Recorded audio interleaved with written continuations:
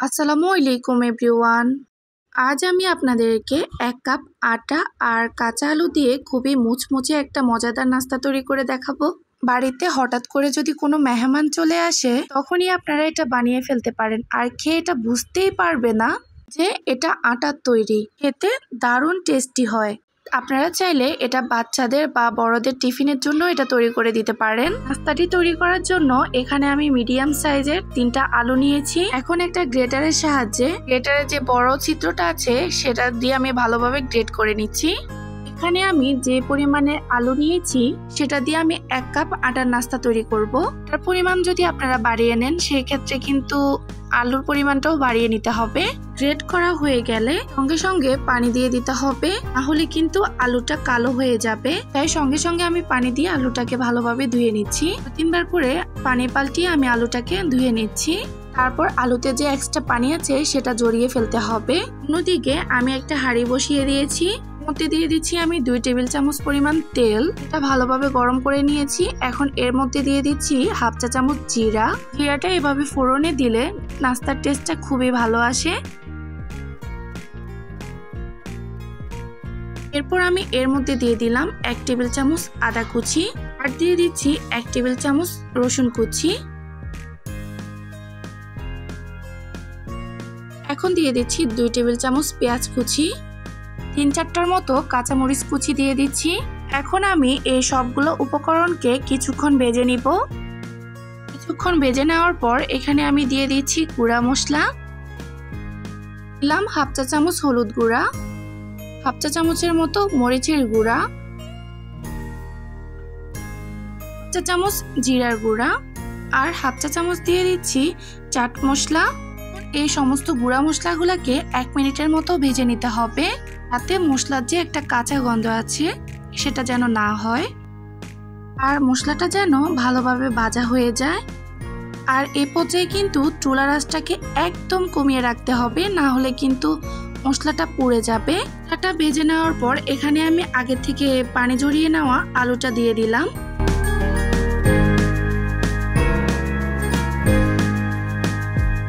লবণ দিয়ে দিচ্ছি স্বাদ মতো। এখন আলুটাকে আমি 2-3 মিনিটের মতো এভাবে নেড়ে ছেড়ে ভেজে নিব। এতে করে আলুটা 50% মতো সিদ্ধ হয়ে যাবে।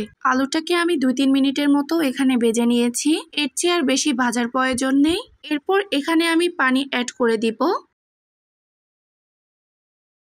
1 কাপ পানি আমি এখানে দিয়ে দিচ্ছি আর দিয়ে দিচ্ছি 1/2 চা চামচ গরম মশলার গুঁড়া। এখন সবকিছু একবার ভালোভাবে মিশিয়ে নিচ্ছি। এখন আমি এখানে অ্যাড করে দিব আটা। 1 কাপ পানির জন্য এখানে আমি 1 কাপ আটাই ব্যবহার করব। এখন সবকিছু ভালো করে মিশিয়ে নিচ্ছি।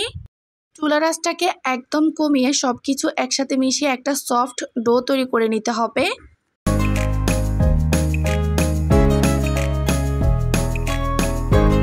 দেখুন ডোটা আমার প্রায় তৈরি হয়ে এসেছে। জাস্ট অল্প কয়েক মিনিট লাগে এই নাস্তাটা তৈরি করার জন্য।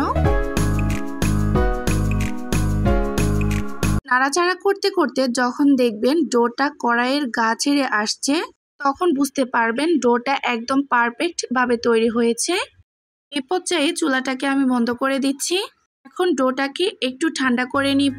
ওটাকে আমি কিছুটা ঠান্ডা করে নিয়েছি। এখন হাত দিয়ে আমি এটাকে ভালোভাবে মাখিয়ে নিব। আর দেখুন ডোটা মাখানোর সময় কিন্তু হাতে একটুও লেগে আসবে না। তা একদম সহজে স্মুথলি তৈরি হয়ে যায়। তারপর একটা ফিরি নিয়েছি, ফিরির উপরে আমি অল্প একটু তেল দিয়ে দিচ্ছি। তারপর আমি যে ডোটা তৈরি করে রেখেছিলাম সেটা এখানে নিয়ে নিচ্ছি। তারপর এভাবে হাত দিয়ে চেপে এরকম একটু চওড়া করে দিচ্ছি। এখন আমি একটা বেলুন নিয়ে নিয়েছি। এখন এটাকে একটু রুটির মতো করে বেলে নিতে হবে।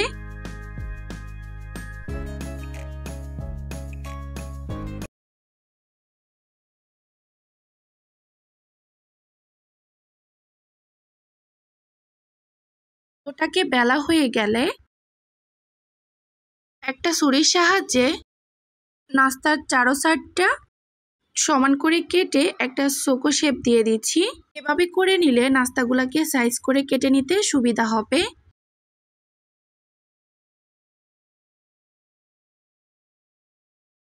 এখন এটাকে আমি মাঝ বরাবর কেটে নিব। তারপর সাইড থেকে এভাবে কেটে চৌকো শেপ দিয়ে দিব।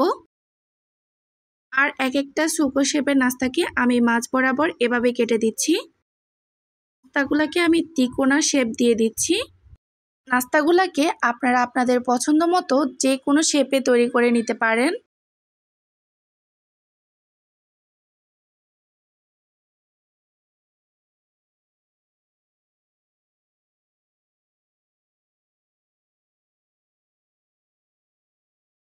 একই রকম ভাবে আমি সবগুলো নাস্তা তৈরি করে নিয়েছি। এখন এগুলাকে ভেজে নিব। আর ভাজার জন্য তেল কিন্তু অবশ্যই ভালোভাবে গরম করে নিতে হবে। প্যানের মধ্যে আমি ভালোভাবে তেল গরম করে নিয়েছি। তারপর একে একে নাস্তাগুলোকে আমি তেলের মধ্যে দিয়ে দিচ্ছি। এই পর্যায়ে আমি চুলার আঁচটাকে মিডিয়ামে রাখবো।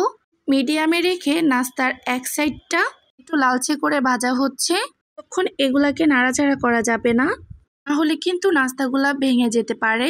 আর তেলটাকে যদি ভালোভাবে গরম না করে নাস্তাগুলা তেলের মধ্যে দিয়ে দেন, তাহলে কিন্তু নাস্তা ভেঙে যেতে পারে। তাই অবশ্যই তেলটা প্রথম থেকেই পারফেক্ট ভাবে গরম হতে হবে। নাস্তার এক সাইডটা যখন হালকা লাল হয়ে ভাজা হয়ে আসবে, তখন আমি এটাকে উল্টাই দিব। এখন নাস্তাগুলোকে আমি কিছুক্ষণ পর পর নেড়ে ছেড়ে ব্রাউন কালার করে নামিয়ে নিব। নাস্তাটা দেখুন খুব সুন্দরভাবে ভাজা হয়ে গেছে, খুবই মুচমুচে তৈরি হয়েছে। এখন এই নাস্তাটাকে আমি তেল জড়িয়ে তুলে নিচ্ছি।